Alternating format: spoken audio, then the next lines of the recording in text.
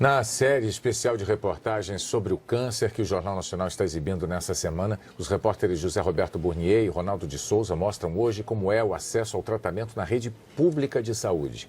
A disparidade entre as regiões do país é enorme e existem poucos hospitais considerados de referência. Um laboratório de ponta na pesquisa. Aqui funciona o Instituto Nacional do Câncer, no Rio de Janeiro, o órgão do governo responsável pelo controle da doença no Brasil. O pesquisador do INCA diz que o país passou a reconhecer o câncer como um problema de saúde pública apenas nas últimas 2 décadas. Por que o câncer passou a ser visto como uma questão estratégica pela área federal? Tem várias razões. Existe uma razão que a gente chama epidemiológica, que tem a ver com o número de casos que ocorrem no país. Isso vem aumentando no Brasil à medida que a população vai envelhecendo. Existe um outro fator muito importante, que é o dado econômico. Tá? Então, o tratamento de câncer tem um impacto econômico imenso sobre os países do mundo e não é diferente no Brasil. Custa muito caro. Custa muito caro. No Brasil, só há centros de referência para tratamento gratuito da doença em 5 estados. Rio, São Paulo, Rio Grande do Sul, Bahia e Ceará. E só conseguem acesso a esses hospitais os pacientes que já têm o diagnóstico positivo de câncer, realizado em outros centros médicos. Este é o ICESP, o Instituto do Câncer de São Paulo, o maior hospital público do país especializado no combate à doença.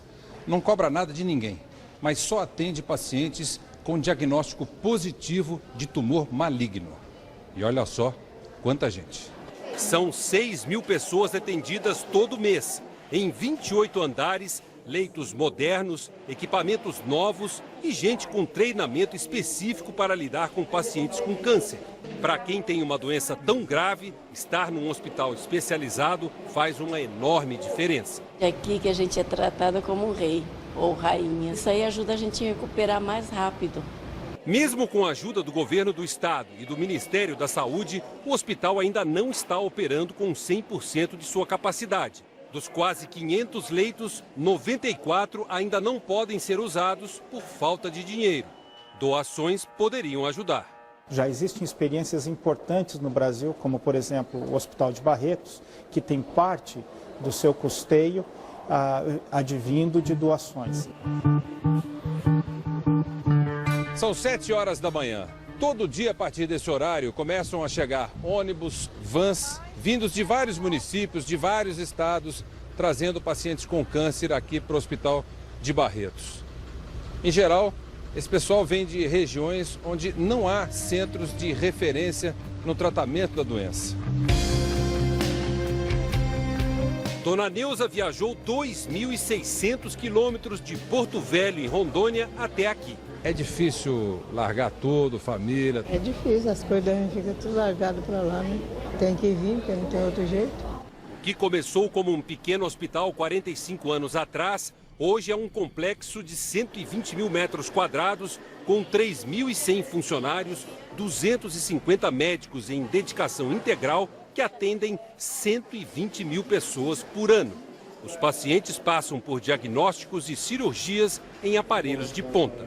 Médicos e enfermeiros estão o tempo todo entre os pacientes. Você trata os seus pacientes como?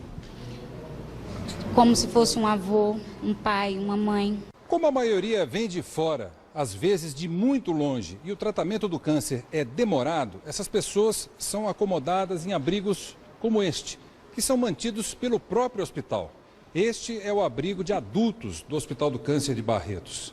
Os pacientes ficam, olha aqui, ó, em quartos como este. Está aqui a paciente e ainda tem direito a um acompanhante. O Hospital de Barretos sobrevive e continua crescendo graças à determinação do filho do fundador. Henrique Prata é pecuarista, mas passa a maior parte do tempo pedindo doações. Quando eu tirei o primeiro dinheiro, eu tirei na mão de 40 fazendeiros. E a segunda vez que eu voltei, achei que seria fácil. A metade falou, não, mas já te ajudei. Falei, bem, mas a doença só aumenta, não tem como eu parar de pedir. Hospital Filantrópico de Pires na Mão. Hospitais públicos com falta de recursos. Mesmo nos grandes centros, a estrutura no país é insuficiente para atender 500 mil de casos novos por ano. O pesquisador do INCA reconhece o problema e diz que vai melhorar. Em 5 anos a gente vai ter um cenário muito melhor de conhecimento do câncer no país e garantindo a esses pacientes dessas regiões mais remotas do país um acesso, pelo menos, a um diagnóstico de melhor qualidade e, a partir dali, ser direcionado a centros que possam ajudá-lo no tratamento.